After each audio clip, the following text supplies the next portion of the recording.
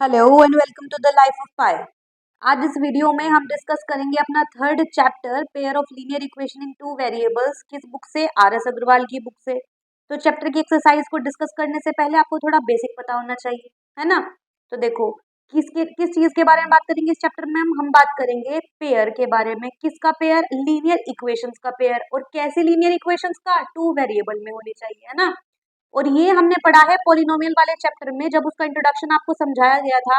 तो इसमें मैंने आपको मोनोमियल, बाइनोमियल, ट्राइनोमियल ये सब भी बताए थे और टर्म बताई थी। और फिर हमने क्वाड्रेटिक, बाई क्वाड्रेटिक ये सब चीजें पढ़ी थी। तो उसमें हमने ये पढ़ा था लीनियर इक्वेशन टू वेरिएबल्स में क्या क्या होती है। एक बार और समझ लेते हैं।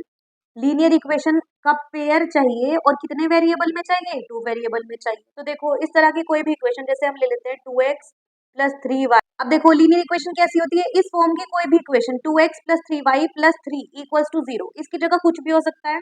अब देखो, एक वेरिएबल तो x हो गया, एक वेरिएबल क्या हो गया? y हो गया। और लीनियर है ना ये, इन दोनों की डिग्री कितनी है? 1 1 है। तो ये लीनियर इक्वेशन हो गई। अब देखो, इस तरह की कोई भी इक्वेशन होगी ax plus B Y plus C equals to 0, ये क्या कहलाई जाएगी? Linear equation. ठीक है। टू वेरिएबल में, एक वेरिएबल ये हो गया, एक वेरिएबल ये हो गया। ये वेरिएबल नहीं है, वेरिएबल के कोफिशिएंट है ए, बी और सी। अब इसके साथ एक कंडीशन होती है, जैसे हमने क्वाड्रेटिक इक्वेशन में पढ़ा था कि ax square plus B X plus C equals to 0। वहां पे एक्स स्क्वायर का जो कोफिशिएंट होता था a, वो 0 नहीं होना चाहिए। लेकिन इसमें कंडीशन ये दी रहती है कि ये जो a और b है ना, ये दोनों ही 0 नहीं होने चाहिए। क्यों? देखो, अगर ये a 0 हो गया तो ये हो जाएगा 0 इंटू एक्स, तो क्या बचेगा? केवल बी वाई प्लस सी। अब ये लीनियर इक्वेशन तो है, लेकिन क्या दो वेरिएबल में बची? नहीं बची, इसलिए a 0 नहीं होना चाहिए। सेम ऐसे ही अगर हम b की जगह 0 रख दें तो ये 0 इंटू वाई यानी कि 0 हो जाएगा। तो ये वाली टर्म खत्म हो जाएगी, तो अब a एक्स प्लस सी बचा।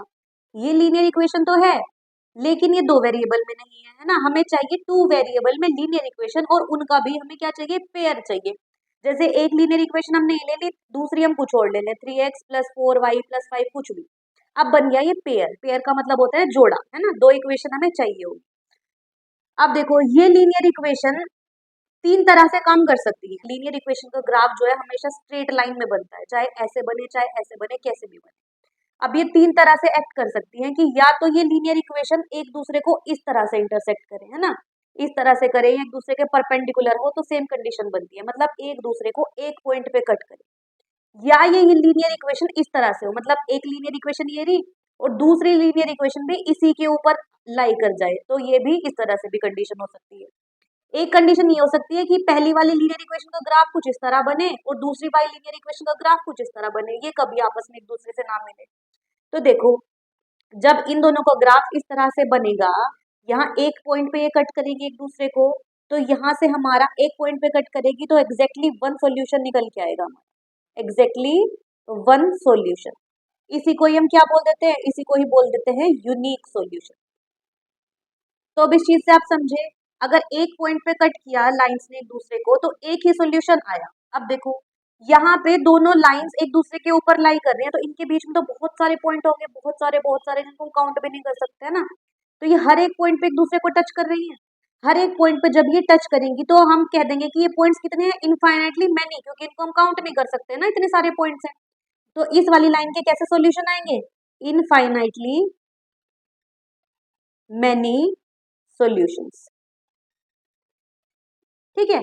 इस वाली लाइन के कैसे सॉल्यूशन आएंगे? Infinitely many solution. अभी हम पढ़ेंगे किस किस तरह की लाइन होती है। वैसे तो आपको पता होना चाहिए, ये इंटरसेक्टिंग लाइन है, ये कोइंसिडेंट लाइन है। को का मतलब एक साथ, इंसिडेंट मतलब एक तरह से होना, ये एक साथ पड़ी है एक दूसरे के ऊपर, तो इनको कोइंसिडेंट लाइन बोलते हैं। ये एक दूसरे के पैरेलल लाइंस हैं, मतलब ये कभी नहीं मिलेंगी आपस में। ये आपको पता है कि दो पैरेलल लाइंस कभी नहीं मिलती, ये कभी नहीं मिलेंगी। तो मुझे एक बात बताओ, क्या कोई पॉइंट इनमें कॉमन आ पाएगा? क्या किसी पॉइंट पे कट कर पाएंगे एक दूसरे को? जब ये किसी भी पॉइंट पे एक दूसरे को टच नहीं कर पाएंगी या कट नहीं कर पाएंगी, तो ये कोई सॉल्यूशन ही नहीं देगी। तो इस तरह की लाइंस का कैसा सॉल्यूशन आएगा? No solution. ठीक है। अब देखते हैं ये लाइन कैसी है? इंटरसेक्टिंग। इंटरसेक्टिंग। ये लाइन कैसी है? को इंसिडेंट। को इंसिडेंट, को का मतलब एक साथ, इंसिडेंट मतलब एक तरह से होना। ये किसी लाइन है? ये है पैरेलल। पैरेलल। तो देखो, जब इंटरसेक्टिंग लाइन होगी तो वो एग्जैक्टली वन सॉल्यूशन देंगी, जब कोइंसिडेंट लाइन होगी तो इनफाइनाइटली मेनी सॉल्यूशन देंगी, जब पैरेलल लाइन होगी तो वो नो सॉल्यूशन देगी क्योंकि एक दूसरे को किसी भी पॉइंट पे टच नहीं करेगी। तो सॉल्यूशन हमारा किस तरह से निकल के आता है, अगर एक पॉइंट पे टच कर रही है तो एक सॉल्यूशन, बहुत सारे पॉइंट पे टच कर रही है तो बहुत सारे सॉल्यूशन, मतलब इनफाइनाइटली मेनी सॉल्यूशंस। और किसी भी पॉइंट पे अगर नहीं टच करती दो लाइंस एक दूसरे को तो नो सॉल्यूशन आएगा। ठीक है, समझे इतनी बात। अब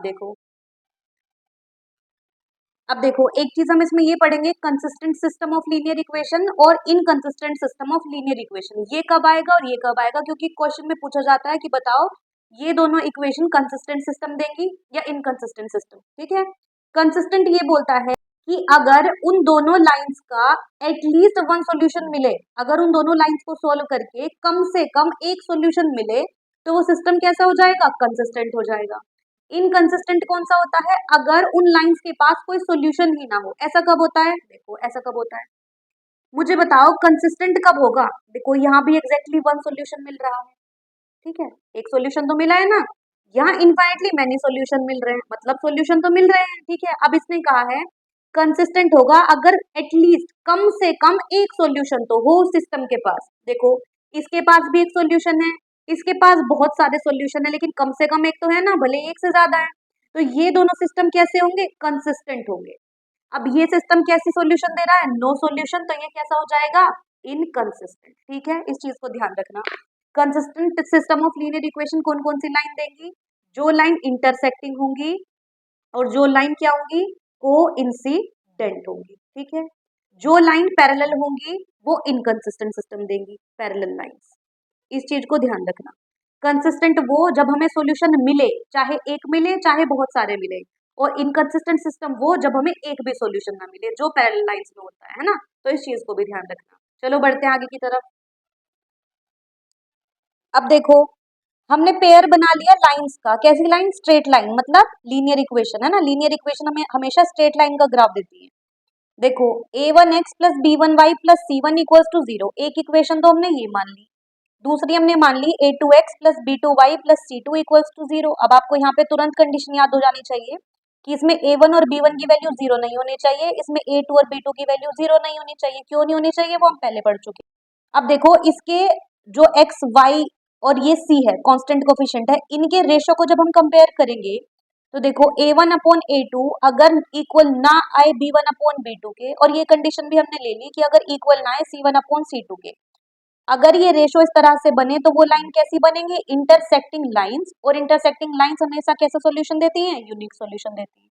ठीक है, अब फिर से इसका रेशो बनाया, अगर a1 अपॉन a2 इक्वल्स आ जाए b1 अपॉन b2 के, और ये इक्वल्स टू आ जाए c1 अपॉन c2 के, तो ये लाइन कैसी हो जाएंगी, कोइंसिडेंट लाइन हो जाएंगी, और कैसे सॉल्यूशन देंगी, इनफाइनाइटली मेनी सॉल्यूशंस दे देंगी। ठीक है, अब फिर से हमने इसके रेशो को कंपेयर किया। अब हमने देखा कि अगर a1 upon a2 equals to आ जाए b1 अपॉन b2 के, और ये नॉट इक्वल्स टू आए c1 अपॉन c2 के, तो ये लाइंस कैसी हो जाएंगी, पैरेलल लाइंस हो जाएंगी। और पैरेलल लाइंस कैसा सॉल्यूशन देती हैं, नो सॉल्यूशन देती हैं। अब इन इक्वेशन को सोल्व करने के हम तीन मेथड पढ़ेंगे, पहला ग्राफिकल पढ़ेंगे, दूसरा पढ़ेंगे हम सब्स्टिट्यूशन मेथड, फिर पढ़ेंगे हम एलिमिनेशन मेथड। ठीक है, तो इनसे बहुत सारी चीजें हमारी ग्राफिकल यानी कि पहले मेथड से ही क्लियर हो जाएंगी कि इस तरह की लाइंस कैसी आई हैं, क्योंकि हम ग्राफ बनाएंगे।